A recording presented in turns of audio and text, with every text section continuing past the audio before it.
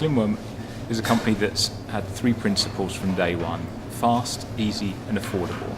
We try to do that with websites and we try to do it with apps, and now we're in the Internet of Things business, and our first product is the iBeacon. iBeacon is an Apple standard, but the product itself can be made by anybody as long as you keep to the rules of the manufacturer. An iBeacon, we like to say, it's something which gives an object a voice. It allows things to speak. So if you walk into a doorway, an iBeacon is what allows the doorway to welcome you. If you walk to a museum, the iBeacon is what allows the picture to tell you a story. It's almost like giving objects a little mini smartphone, and then you can start to chat with them just like you can with your friends over Facebook. We decided from day one that we wanted to make our iBeacon visually look great.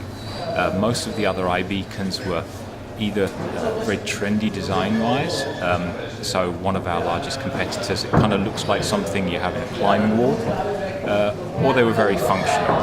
What we decided is that a lot of these devices would be placed in, let's say, high-end retail stores, and they wanted something a lot more beautiful and sleek to look at. As time has gone on, we've actually tried to differentiate our product more on its battery life and its adaptability, because in most situations we found, and we've been in quite a lot of different companies now, you have some beacons which can just be the regular standard ones, but some of them need to have special functions. They're either difficult to get to, or they need to be built in, or they have to have an extended battery life. So what we try and do is try and make one base beacon which is beautiful, but it's completely adaptable, so that we can actually satisfy in an implementation all the different needs without having to manufacture new products.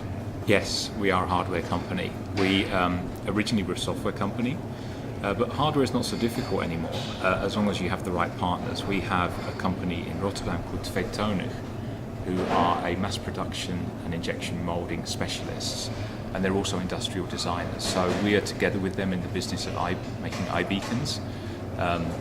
So we have the software side, the design, the architecture, and the mass production all covered in one. Retail stores, as you would imagine, so in the Netherlands, the Bijenkorf is a customer, Albert Heijn is a customer, people like that.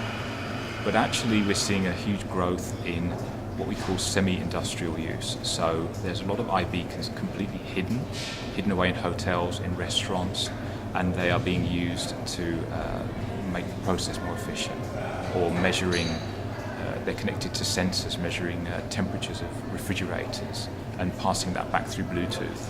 So it's a completely mixed bag at the moment. I actually came to Holland during the telecoms boom at the end of the 90s and just decided to stay, because in Holland you can actually start a business. In the UK, if anybody's lived there, the cost is so colossally huge and the pressures are so high. I can't imagine having the freedom to do what we do here. This is a beautiful city.